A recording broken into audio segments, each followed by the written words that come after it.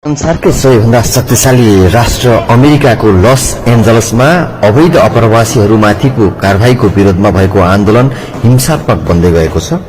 दंगाकारी अर्थात आप्रवासीले शहरभरिका सड़कमा आगजनी गरेका छन्। स्थिति नियन्त्रण गर्न रबरका गोली र अश्रु ग्यास प्रयोग गरेको देखिन्छ।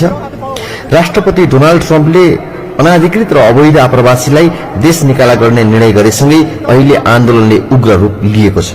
राष्ट्रपति ट्रम्पले स्थिति नियन्त्रण गर्न 200 राष्ट्रिय गार्ड नै लस एन्जलसका गभर्नरको बिना अनुमति पठाएका थिए।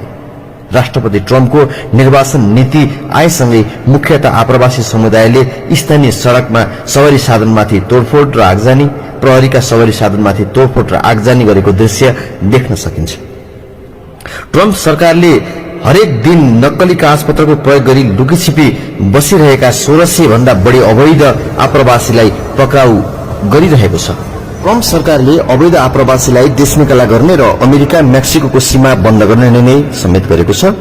संसारभरबाट अवैध रूपमा अमेरिकामा लुकीछिपी बसोबास गर्ने आप्रवासीलाई अध्यापन विभागले यसअघि नै सूची प्रकाशन गरेको छ।